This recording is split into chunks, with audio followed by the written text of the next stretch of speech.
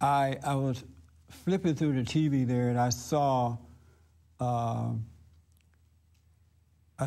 documentary, part of the documentary about the civil rights movement and how they used to go. One thing that they did was they would go to white restaurants, and they would do sit-ins. Remember that? They would do sit-ins at white restaurants or white establishments.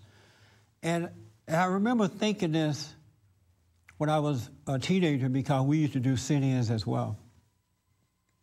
And I remember thinking, how come, now I could be wrong about this. I'm not saying it was wrong.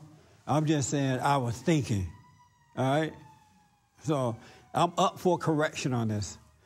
And, but when they would go and sit in white restaurants, like do sit-ins, and I've never really understood why they did that.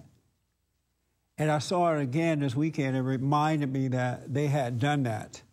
And I still don't quite understand why they did sit-ins in white cafes. Maybe they might have a table for you to sit down at. And the whole purpose is that even in the department stores, you couldn't shop and eat at the restaurants or the cafeterias or any of that. And if you did, you walked up to one side and purchased what you need and taken it with you. Oh, so that's why they protest, they went and did sit-ins at the white restaurant? Yes, mostly white. You think they should have done that? Yeah. You do? Yes. You think so too, Francisco? Yes. Oh, okay. Let's take Ernest. That's all you gotta say, yes, sir. Oh, stop right here first with the young lady. I thought it was just simply to show their hatred. To show the black people that hated white folk? No, to show the white people that they hated black people. Oh, okay. That's why they did sit-ins for white cafes? Yeah. You think they should have done that? Yes. Oh, okay. Yes, Ernest. Well, I think you already answered why they did it. Oh, so is that why they did it? Yeah. You agree with what they said? said? The right to be served at those establishments, because pretty much all the restaurants and the cities were owned by whites. I mean, the laws were against blacks, so you think go somewhere you want to go, huh? You think they should have done that? Yeah. Oh, okay. All right. And everybody on this side agree, too, they should have done it? Yes. All the white people agree? Yeah. Y'all scared not to agree? Yes. No. Now, here's my opinion about that. And correct me if I'm wrong. I'm like, oh, Lord. I don't think they should have done that. I would, because a restaurant is not a government-sponsored program, right? Most of the time, you build it on your own, with your own money and all that. Am I right about that? No. Normally, government don't give you money to build a restaurant, normally, right? True. Is that true? True. Okay. And so if white people built their own restaurants, why would you force yourself in there, and then they're doing the cooking, they're doing the feeding, weren't they spitting your food and all that kind of stuff? I'm just thinking out loud here. Is that true or not? To me, if somebody build a business, and it's not a government business where my tax dollars are helping to sponsor it, and they don't want me to come in and take my money, I don't want to go in there. And I'm not going. It's like going to somebody's house and not welcome there. And to me, that never made sense, that they would force themselves to go into a white restaurant and make these people serve them, not knowing what's going to happen in the back there in the kitchen, And I don't think they have. Now, you could correct me out there too, audience, if I'm wrong. They didn't have a right to do that, I don't think. Where I grew up, and I grew up on a plantation, all right, on the real deal. Some of the guys have gone down there and seen it. They had black restaurants. I remember when we would go to town, there was a black cafe right in the middle of town. And we would go shopping, and then we'd go down to the black cafe, have lunch, and just have some fun. They had a little jukebox in there. We would dance on Saturday while the parents were shopping. And then where I lived, out on the plantation, there were black restaurants out there. They had some of the best fried chicken. And I remember, I can smell it now.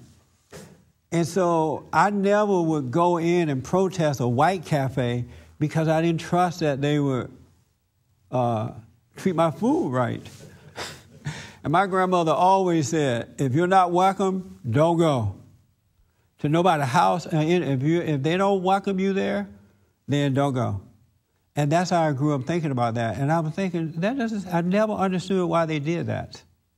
But I'm glad you guys cleared me up. You thought it was the right things. If you start a restaurant and you only want to cater to black people, you use your money, your hard work, your everything, do you think anybody has a right to make you change that? I think people have the right to protest it. But that ain't what I asked, man.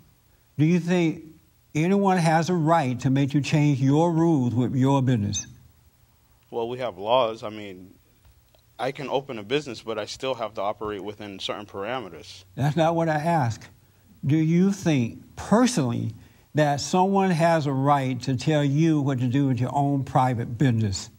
Who government you should does. serve? Should the they government force already you? does. I mean, to a degree. It depends on to what degree it is. I mean, I can't start a business and have total and complete freedom. There's got to be some parameters where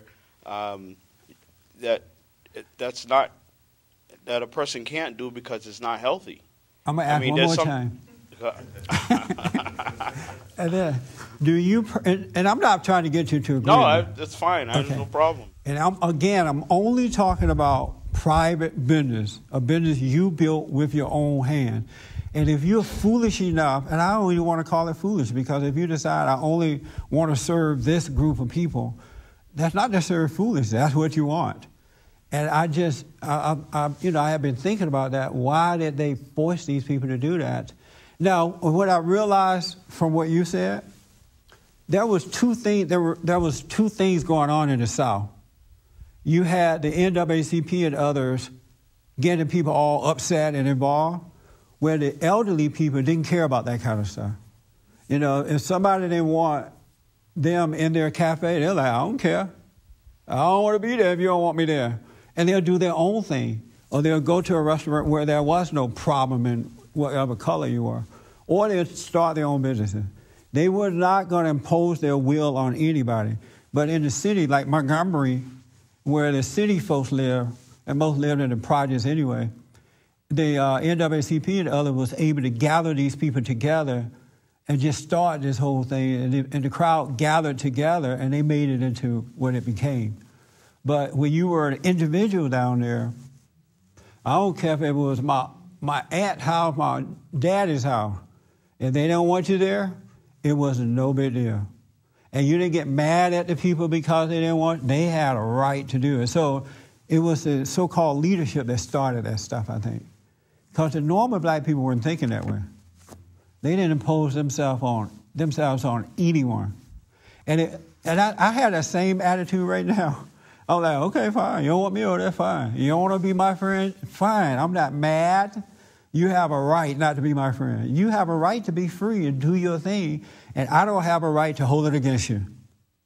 And we're losing that way of thinking, that idea now, because we're so used to making decisions based on what everybody else thinks about it instead of what we can see for ourselves and what we want.